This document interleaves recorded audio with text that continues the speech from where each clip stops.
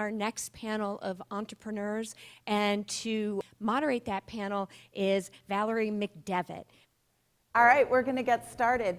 I was going to have my panelists introduce themselves because I always feel like when I'm reading an introduction, it just doesn't sound even remotely as interesting or engaging as when people kind of talk about themselves a little bit. So it's going to give each of you just a brief opportunity to talk, introduce yourselves and your company. And so we start with Rachel. Click this thing on. So my name is Rachel Carpenter. I'm the co-founder and CEO of Intrinio. Thank you for the praise for my pitch. I actually was a musical theater major before I switched to finance, which probably helps with the pitching a little bit. Drastic shift from musical theater to finance. But I also taught myself how to program after that, put it together, and founded a fintech company.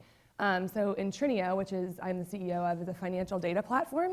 And we've innovated pretty much across the entire supply chain of financial data. So identifying data sources, pulling them in, cleaning them, normalizing them, and then building data feeds out of them to make them available to programmers who build apps with them. So we're powering the products that are powering finance, kind of like the plumbers behind the scenes. So our data powers algorithms at hedge funds, it powers websites, it powers software, it powers mobile apps when you're looking at your stock portfolio. We're just one step behind the scenes. It's blinking red, don't know what that means, but I'm a loud talker, so I'll just continue. Yeah, so that's Intrinio. Oh, thank you. And so we're in the fintech. Double mic'd, great. Now I'm working again. Technical difficulties. We've been around for about 5 years. We're headquartered right over in St. Petersburg. That's the basics. Looking forward to chatting with you guys today. Good morning. I'm Kanchana Raman. I'm from Atlanta, Georgia. So thank you for having me here. I am what you call a woman in construction. So my company builds cell towers. So I've been part of the 2G, 3G, 4G, and now the 5G revolution.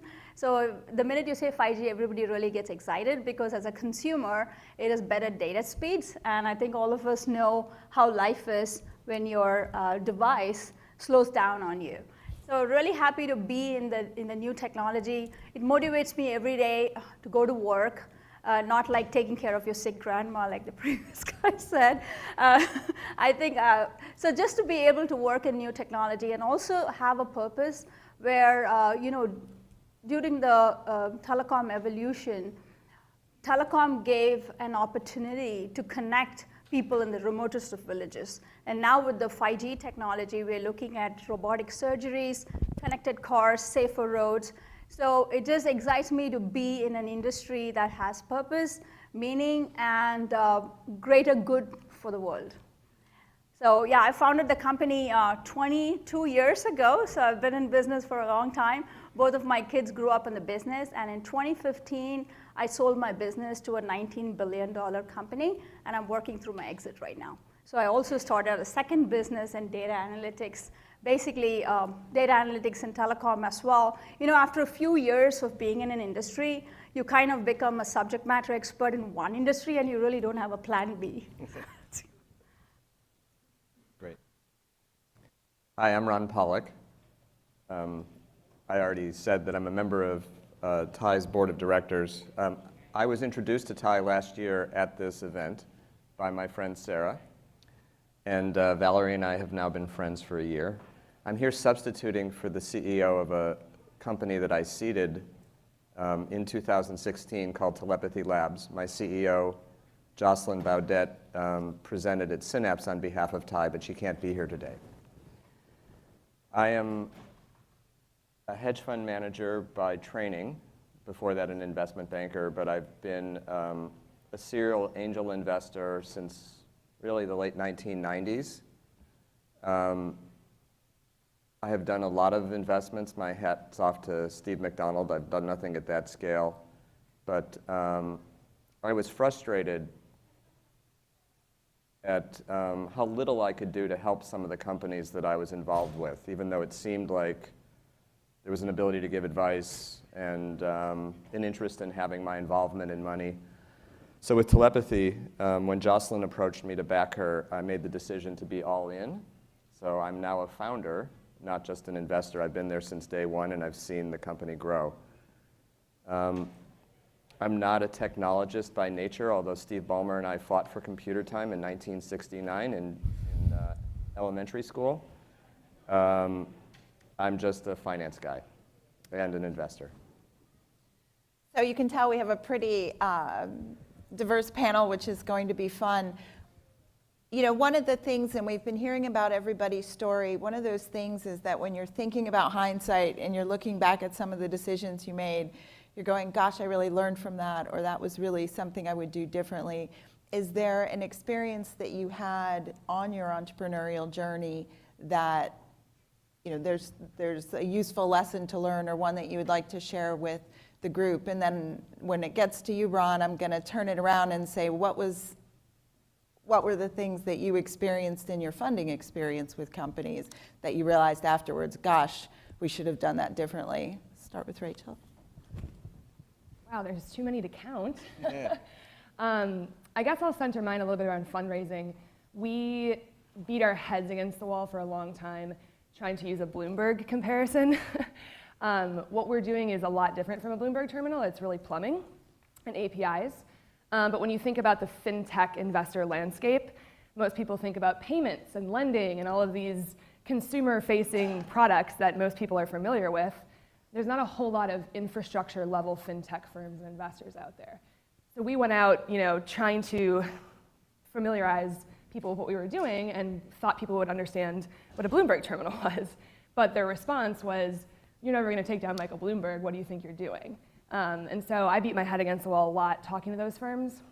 And I guess over the past kind of 6 months to a year, because I'm actually closing a fundraising round right now, started to say no to a lot of firms that just didn't get it, recognizing that fundraising really does go both ways. A lot of the San Francisco-focused fintech VCs and firms really didn't understand what we were doing in the background, in the plumbing side of the financial industry. And so I learned how to say no to investors almost more often than they were saying no to me, which really enabled me to narrow down and find the right backers and the right VCs and fintech-focused firms that really do understand infrastructure-level plays. I think it can be easy in the beginning when you're fundraising to just want everyone to say yes to you, but it was a big lesson for me both in how to pitch, not necessarily just using the Bloomberg terminal as the comparison, but also recognizing that I can say no to investors too, because finding someone that really does understand your space is extremely important. So that was one of the lessons that I learned recently.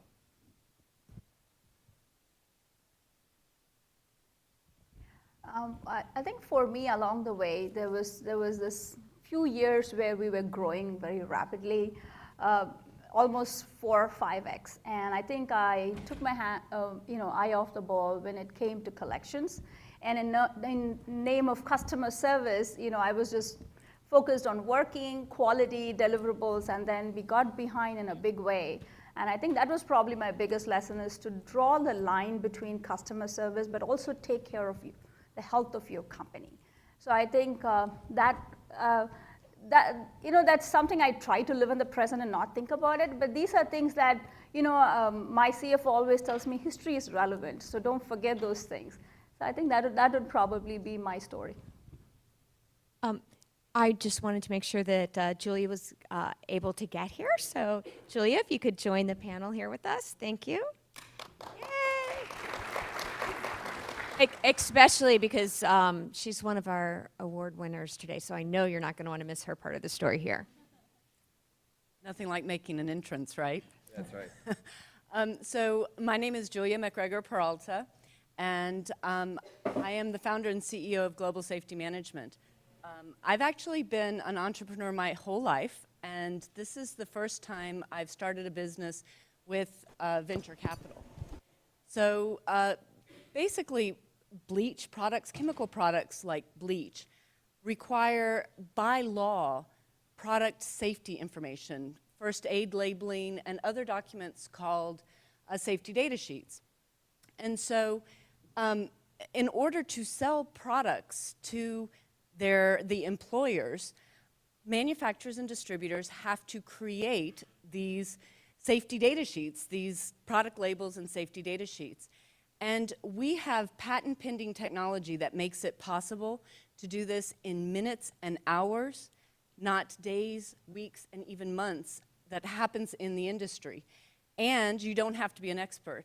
What's really cool about that is that's happening right here in Tampa Bay. The fact that we're positioned to disrupt the chemical industry, and it is with the support of the community that we're making this happen. So I'm actually very honored to be a part of this community and see not just what's happening with these fantastic people, but what's happening in our community. I think I think we all should give ourselves a hand, because you know what? We're getting on the map. Tampa is getting on the map. So if we could please I want everybody.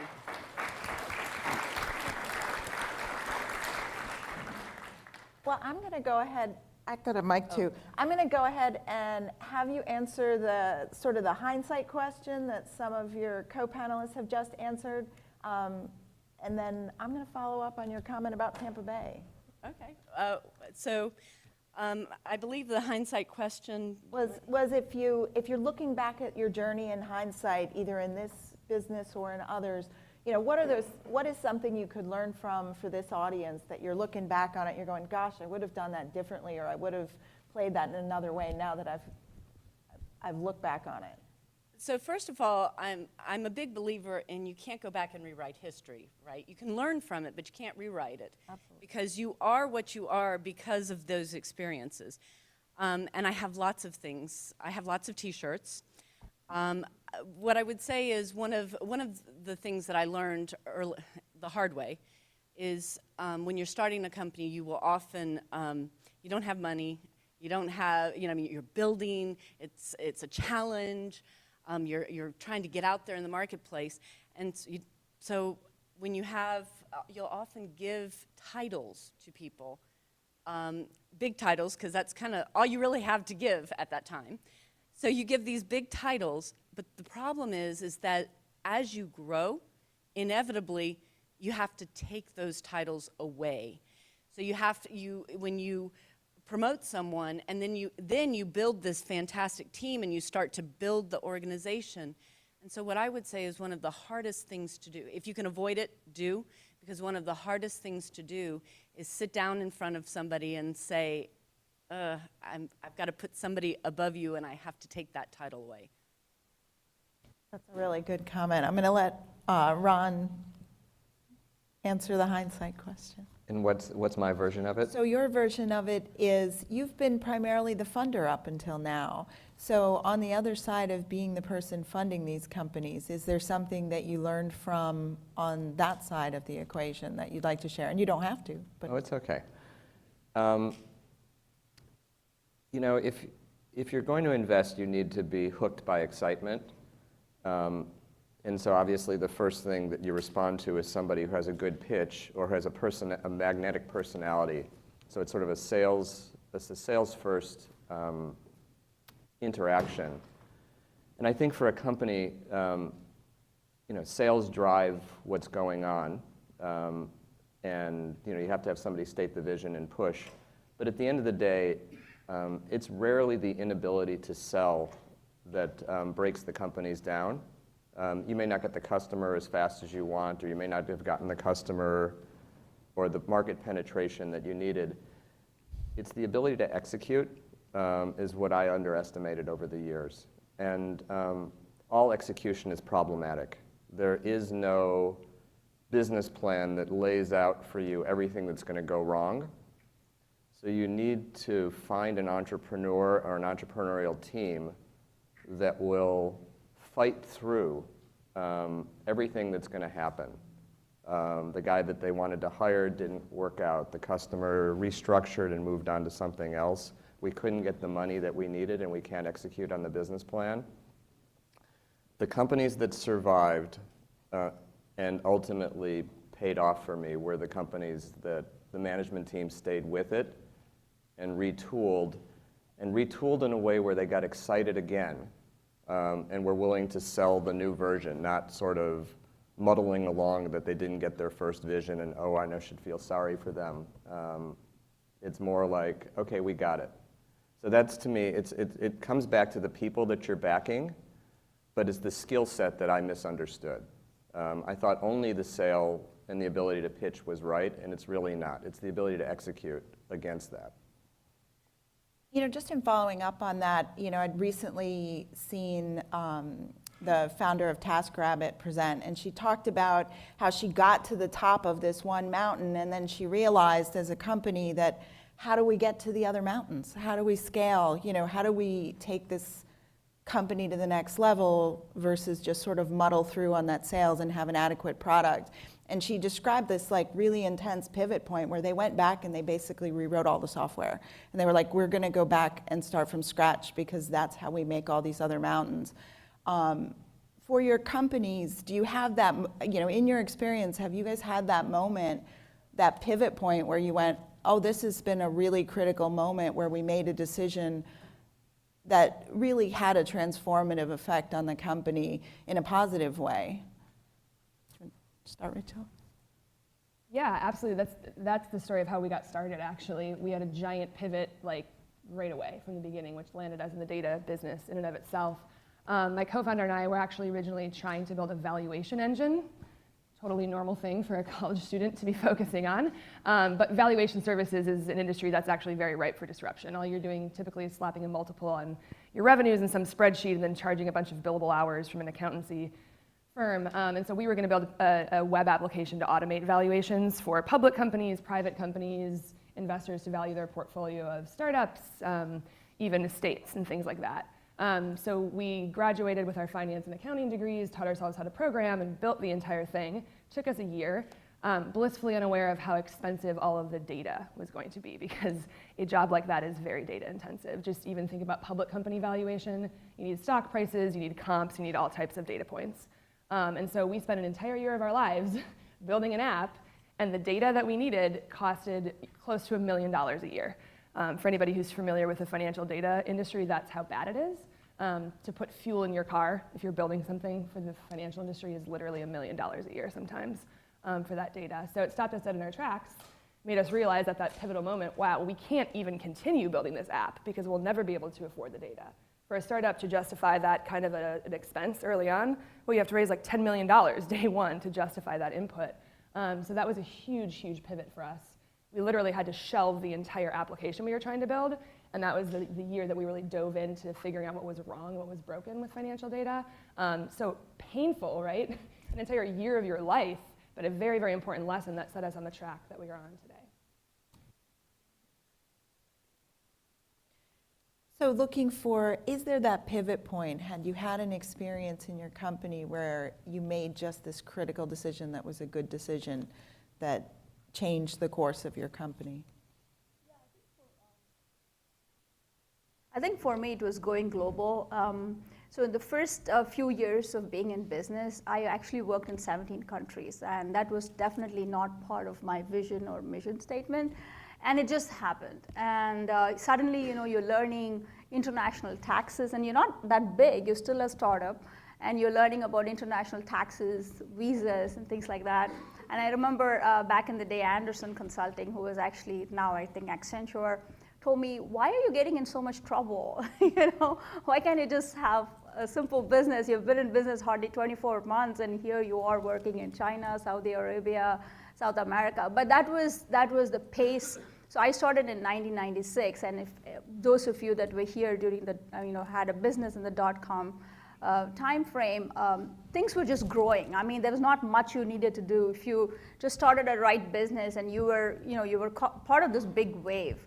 And so I was just getting business from everywhere because I was working on switch deployment, and there was not enough supply at that time, both from Lucent and Nortel, two companies that are not there today. But those were the deployments we were doing globally, and they just took me with them everywhere, and we just went with them. So I think maybe I was really young and I didn't know the risks involved with it, but it just happened that we became a global company technically overnight. And I think it was a great decision because that gave me so much power in terms of just learning new technology and being able to implement it globally and just learn how to do business globally and enjoy the different cultures, meet different people. So definitely a very enriching experience. So I actually have a very different perspective. While yes, there are big pivots, I would actually argue that there are lots of little pivots. You know, if in order to execute, you have to pay attention to what's happening in the market, what's happening just all around. And because if you don't, it's not like the market and everything around you isn't also changing. So you have to constantly, your company's changing, it's growing, you're cramming, 3 years of growth in an early stage, 3 years of growth into a year or less. And so what really happens is you have to pay attention and you have to pivot constantly. So that would be the first thing that I would say. What comes to mind as far, if I look back and I think what were kind of pivotal moments or what were big things in the history of the company that I said, that was one of those things that I'm going to say that was a success factor for the company. I can think of two. Well, I can think of a lot, but two big ones come to mind. One was much earlier on. We had negotiated a contract with the largest distributor to resell our software. And I mean, it took lots of negotiation. I mean, here we were, this little itty bitty company, and they were a very big, multi-billion-dollar publicly traded company, and they were going to resell our software. And I could hardly believe it. Here I am sitting at the table ready to sign this contract, right? And they come back and they said, yeah, so we've changed our mind. We've decided we don't want, instead of it being non-exclusive, we want it exclusive for our industry. Oh my gosh, and you sit there and you go, okay. So first of all, by the way, a 10,000-pound gorilla sits anywhere they want. And so when you're sitting at a table and you say, okay, I'm this little itty-bitty company, this can make my company. Guess what? I signed. So that was a hard decision, hurt the pride a little bit, but I did it because it was the right thing to do. And more recently, when I look back and I think about, for example, organizations like TIE and Tampa Bay Wave and how important the community is, because it does take a community. It takes your networks, people you know. Another pivotal moment was when the former CEO of TriBridge, Tony DiBenedetto, said yes, he would join our board of directors. And from there, he helped me to assemble a world-class team. So I would say that that was another key pivotal moment. Yeah, you brought up a great point, the point of building those mentorships and those connections in Tampa Bay and beyond. Is there any advice you can give folks in how to better build that network and how to build that connectivity and how important it really I mean, you've already told us how important it was for you. Do you have advice on how to better build that network? So what I would say is, first of all, you never know. You might think that it's like this networking event or that networking event, but really, people do business with people. I mean, that is the reality. And you find connections all over. So that's one. Two, I would say, build the relationship. I don't look at people and say, what can you do for me? That's not how I start. I start with, wow, this is a really fascinating person that has a tremendous, experience and everything. What can I learn from them? And I ask questions and I try to discover who they are.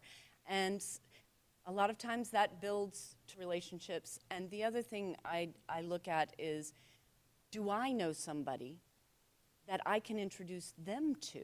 Because maybe it's not the relationship, maybe it's not something that they can do with me, but maybe I can make a connection with somebody else. And I think that that's really important. So I would say build the relationships. To switch directions a little bit, I'm going to go back to Rachel. What role do you think diversity has played, or does it play a role in success of a company or in your entrepreneurial or founder journey? Of course I would get this question. I mean, I know what you're getting at here. I don't want to be remembered as a female entrepreneur, and I hate that question. I don't think that we're female entrepreneurs. I just think we're entrepreneurs. I think it's actually, in fact, quite damaging to have female-focused panels. I think if a young girl is sitting in an audience looking at a panel of female scientists, that puts a box around her, where she's focused far more on her femininity than she is on the fact that she just wants to be a scientist. So I have a very controversial opinion when it comes to that. I mean, obviously I've had issues being a woman and could talk about them for hours, the problems and the things that you run into. But I think diversity is important, and most startups kind of organically end up that way. When you find the best and the brightest people, you end up with a diverse team to begin with. Race, sex, all across the board, so it is important. You know, I think it's interesting, having run USF Connect, we have about 60 different companies in our incubation programs. So we have everything from the Tampa Bay Technology Incubator that is more focused on science-based companies, and then we have the Student Incubator in there, which has another 25 companies. And we have tremendous diversity all across the board. And I often get this question, and and everyone's like, how do you have such tremendous diversity? And I don't really have an answer to it other than we support the best people, and we do everything we can to make sure that everybody's welcome and we support everybody as the best people. But I get this question a lot, and we are just in a wonderful environment here and we support the best people. So I never have a really good answer other than, of course, if good people are always welcome. Please come by USF Connect. Absolutely. So in my industry, women in construction or women in technology, now all of us are calling ourselves, the operators, and in telecommunications, everybody is now calling themselves a technology company. So there are very few women, and so I think for many corporations, especially in corporate America, there is a big push to invest in women, and either through advanced education or mentoring. And I think those things are important. And they talk about the glass ceiling. And I think from an entrepreneur perspective, I really don't think it matters. At least in my industry, it is all about quality, about deliverables. If you can do the job, you get the job. And if you cannot do it, if you don't deliver quality, services along the way, you're out of the running. So I think from my perspective, it really doesn't matter. But I don't want to discount the fact about the importance of diversity and inclusion overall, and the extra mile all of us should go to make sure that we are lifting people and helping and mentoring along the way.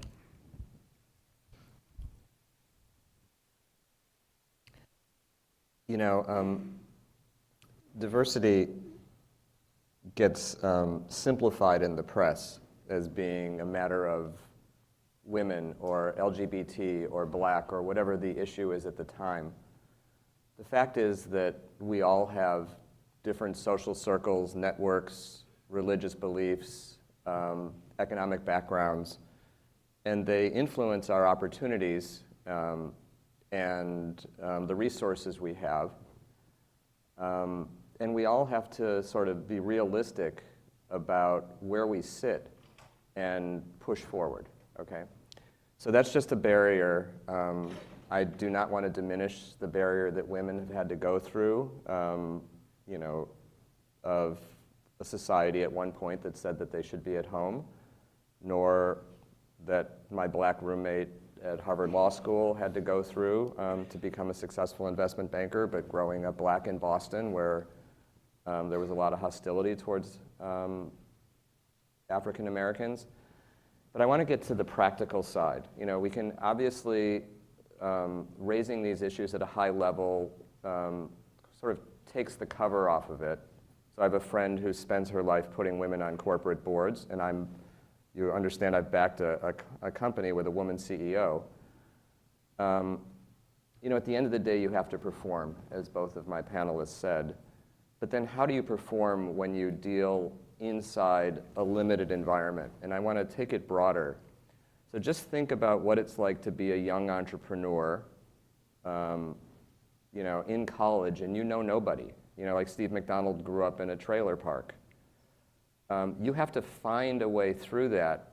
And I agree with you that networking is an incredibly important activity. I live my life by it, to network with people and to try and help in return to build relationships. But how does that kid out of college do it, or the woman who, didn't have the education or opportunity to go into business because she wasn't trained by her dad or whatever. You have to find people to push to extend your network and get them to work for you.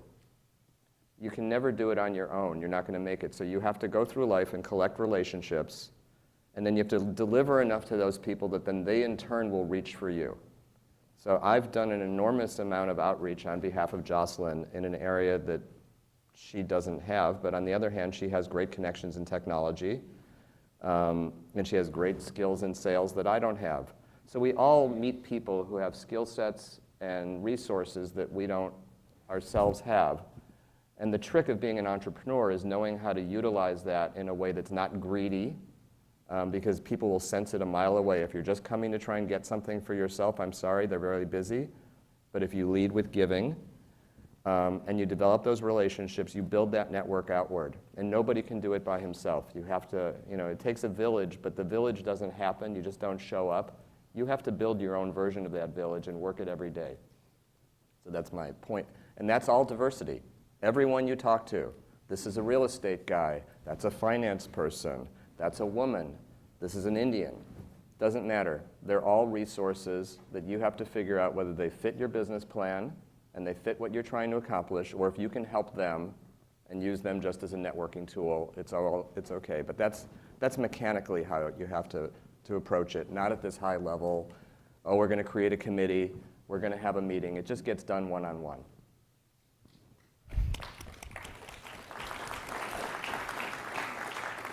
So I'd like to take the opportunity to let folks ask some questions.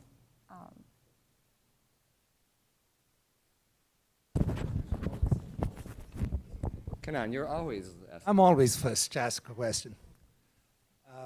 Somehow feels like I didn't participate if I don't ask a question. So anyhow, for those of you all who don't know me, I'm Kanan Sridhar, and I always ask questions. So, out of time.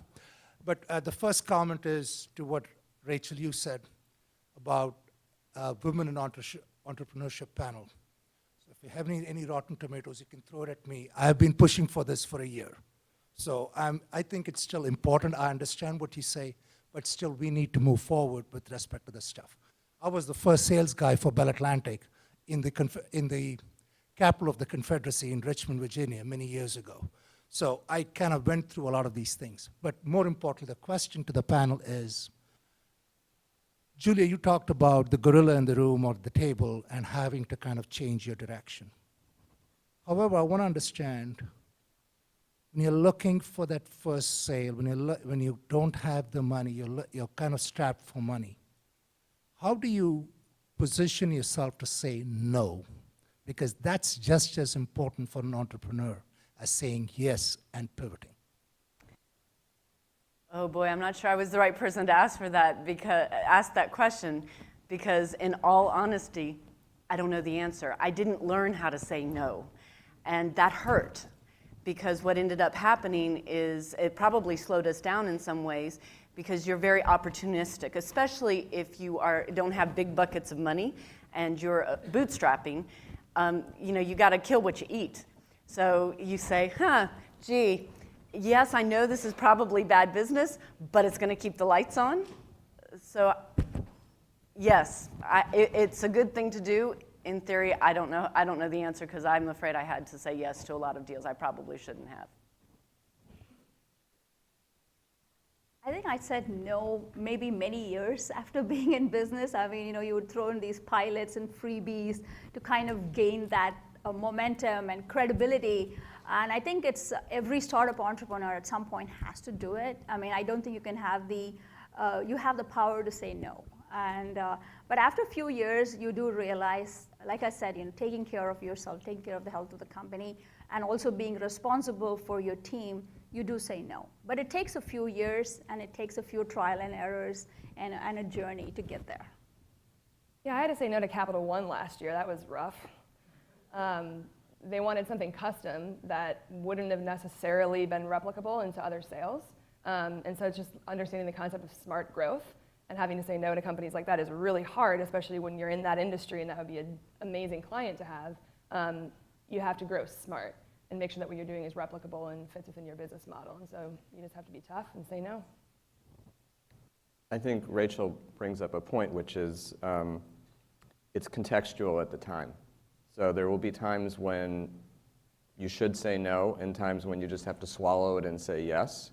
So you need to be realistic about where you are and what the benefit is at that point in time, and be willing to say either one. No to one is not no to everybody, it's just no to that person, and it's a potential yes to somebody else because it frees up bandwidth. But it's not easy, and the person you say no to this year may be somebody you'll say yes to later. But I do have my own experience in my hedge fund where I got haughty maybe 6 years into it and started throwing out investors who I didn't think I needed anymore. And that's a mistake also, because you have to realize that customers aren't perfect and relationships aren't perfect.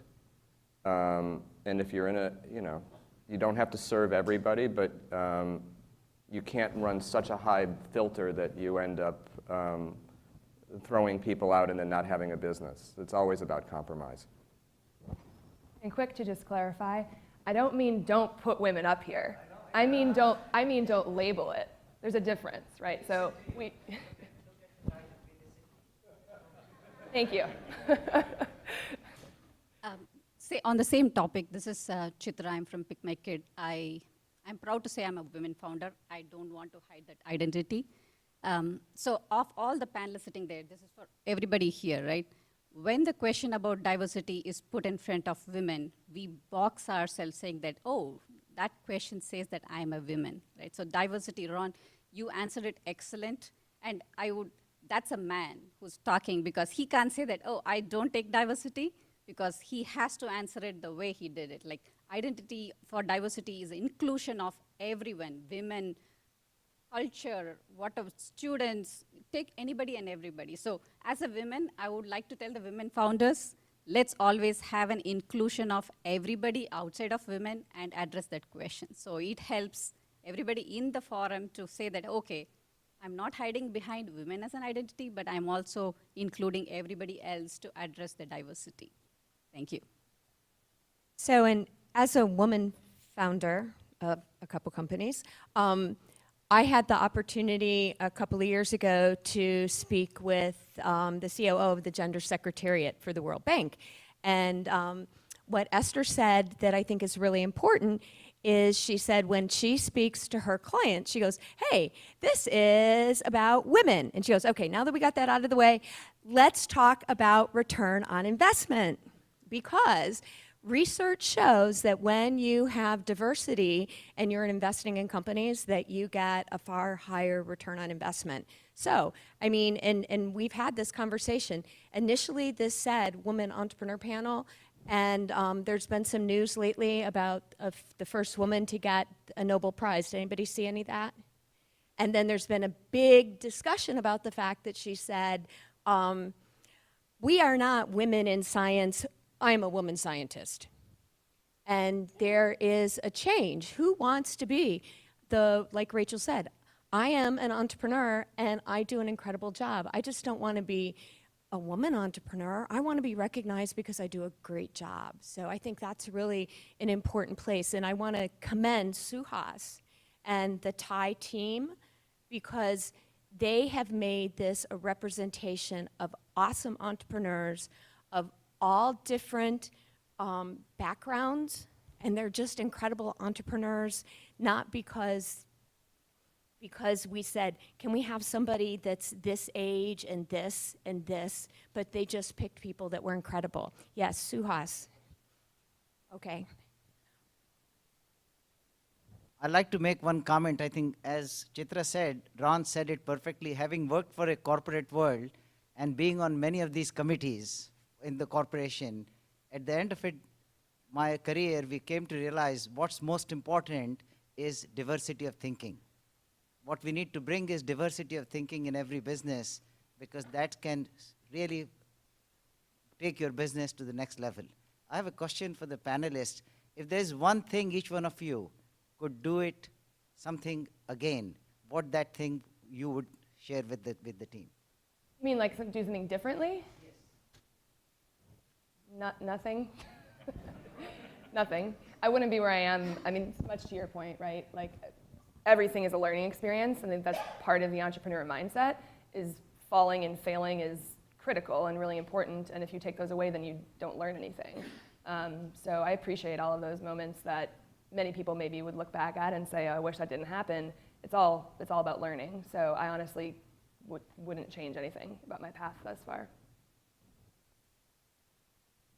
I think I kind of agree. There are so many things you could have changed, but fast forward, I look at them as lessons learned, and I think it's made me stronger as a person, and also be able to share my lessons learned and best practices along the way with other startup entrepreneurs.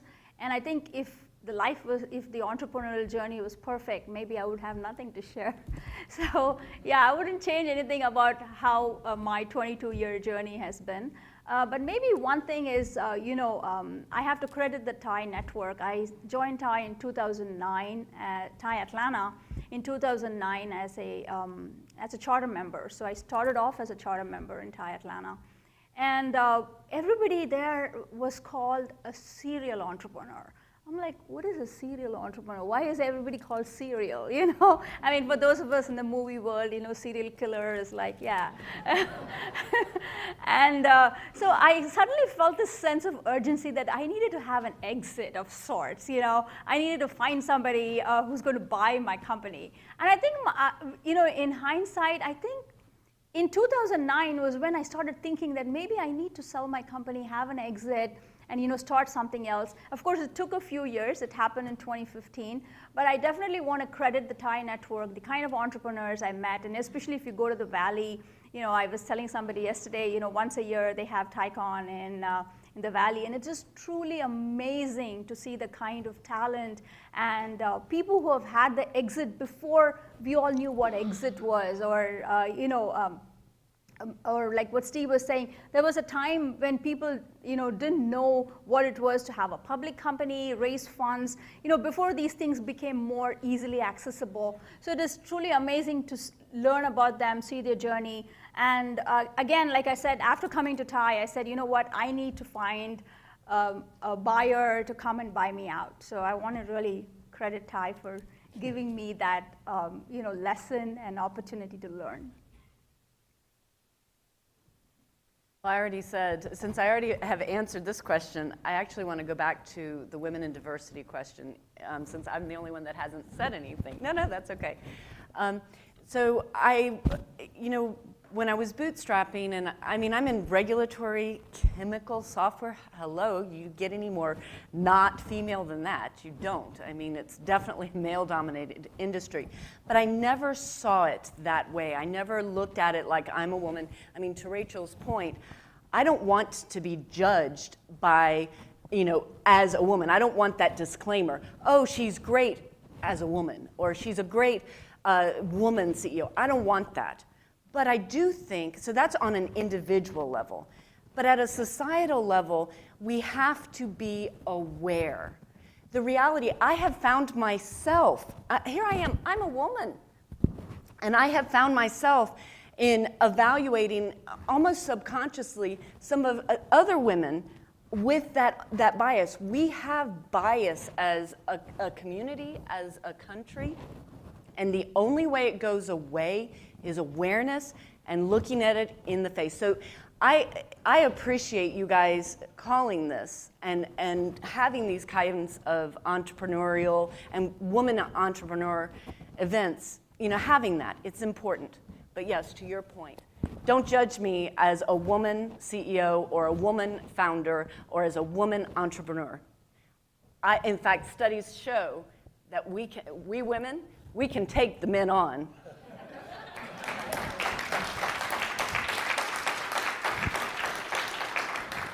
Let's give one last round of applause for our entrepreneur panel. # TiECon Florida 2019.